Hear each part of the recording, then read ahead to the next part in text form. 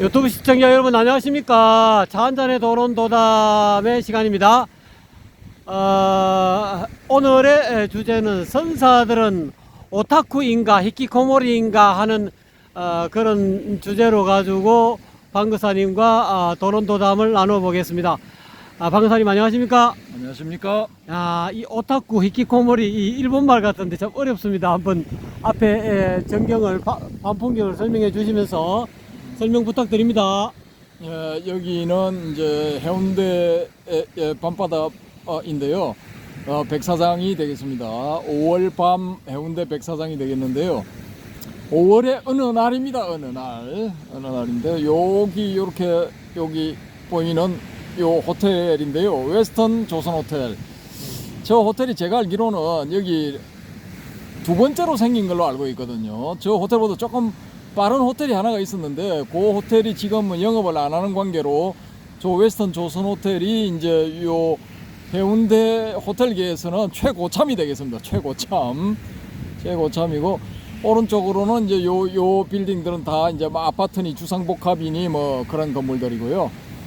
요 앞에 이제 그 뭐 한상의 바퀴벌레가 아니고 한상의 연인이 이제 뭐 폼을 잡고 이렇게 5월 밤바다의 낭만을 즐기고 있습니다. 낭만을 즐기고 있고요.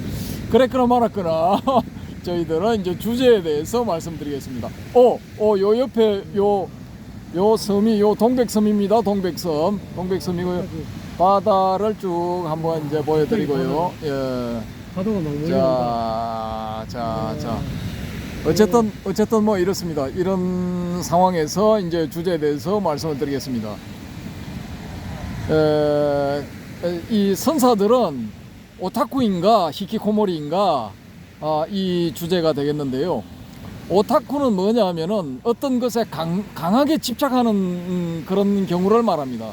예를 들어 뭐 밤바다에 강하게 집착한다 그러면은 밤마다 여기 나오는 거예요. 해운대 밤바다. 밤바다 오타쿠가 되겠죠. 그러면은. 그리고 뭐 호텔에 강하게 집착한다. 그러면 그냥 주구장창 호텔에 사는 거예요. 1년 내내. 그럼 호텔 오타쿠가 되겠죠. 빵에 집착한다. 나는 밥보다 빵이 좋아 하면 빵 오타쿠가 되는 겁니다. 예. 그래서 이제 오타쿠를 우리식으로 하면은 덕후가 되겠죠. 덕후. 예, 덕후. 무슨 덕후, 아이돌 오타쿠도 있답니다. 아이돌 오타쿠.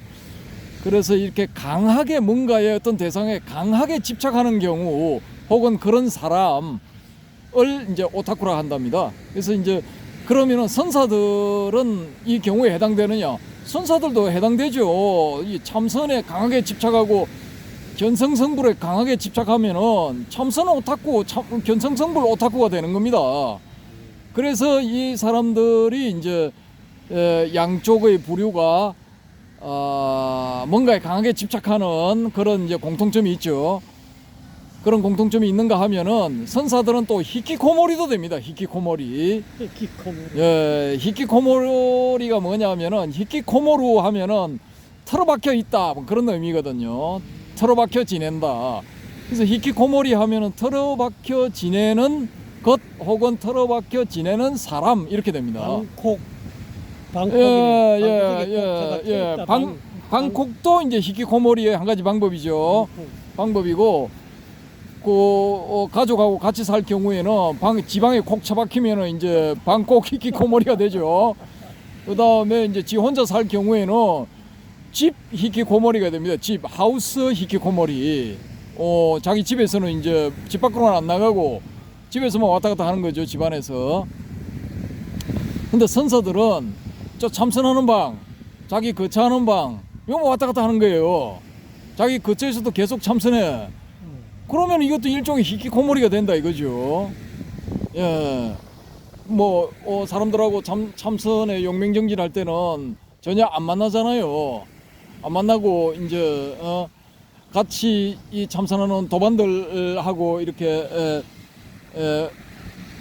같이 이 공동으로 합숙하면서 정진을 한다든지 뭐 그런 거는 이제 가능하겠죠.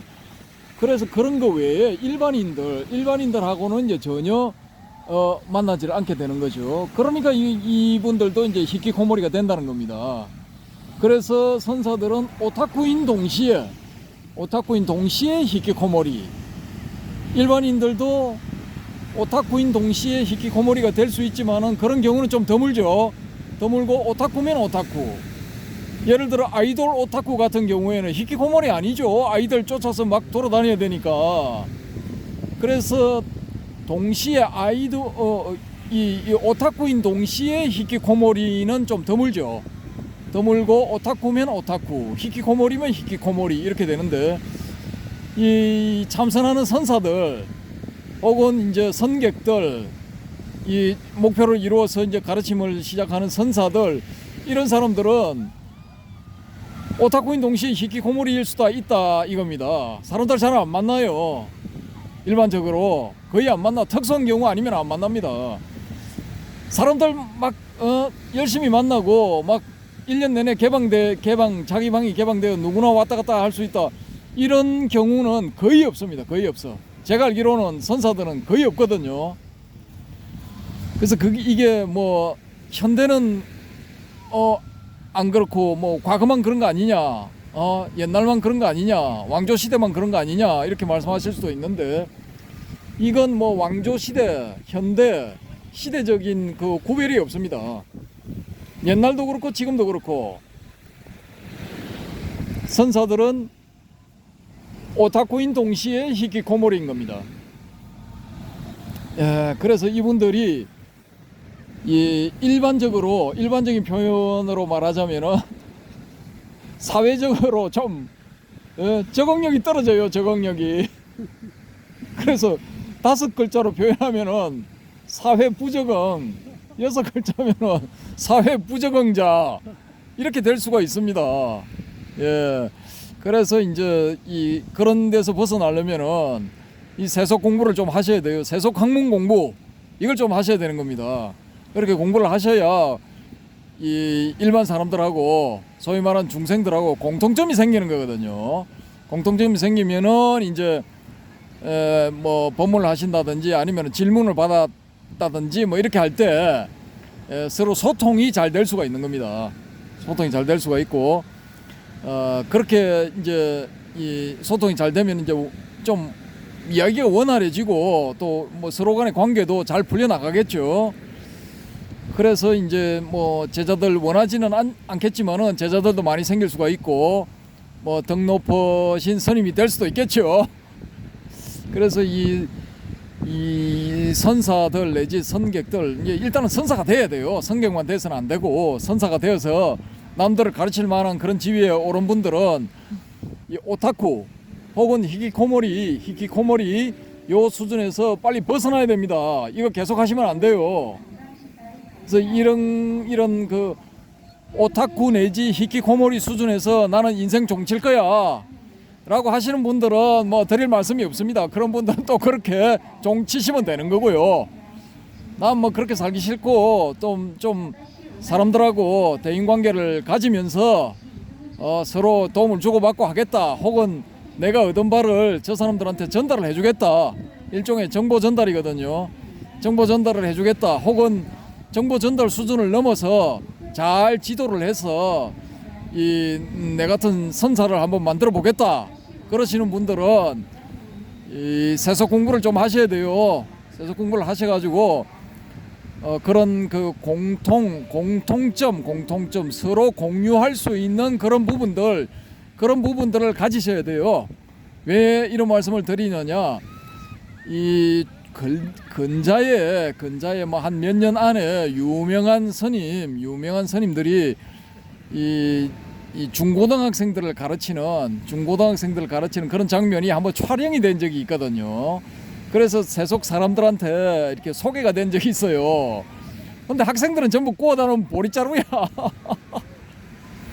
이 스님은 그냥 불교 교리 자기 이야기만 하고 끝내. 뭐 10분이 되든 20분이 되든 30분이 되든 애들은 무지하게 재미없어해요. 지루해하고. 예. 그래서 이렇게 되어서는 안 된다라는 이런 말씀을 이제 드리고요. 이게 지금 저 생존에 계시는 70, 80, 요 연령대에 보살님들이 다 이제 뭐 갈 길 가시고 나면은 옛날 방식 안 통합니다. 안 통해. 사람들 안 찾아온다고요. 옛날 방식대로 그렇게 하시는 분들한테는 안 찾아와요. 안 찾아오니까 빠르면 10년, 늦으면 한 20년 뒤를 대비한다 이렇게 생각하시고 이 선사님들 세속 공부 좀 열심히 하십시다. 그래서 이 히키코모리 오타쿠라고 비난하려고 이걸 찍는 게 아니고요.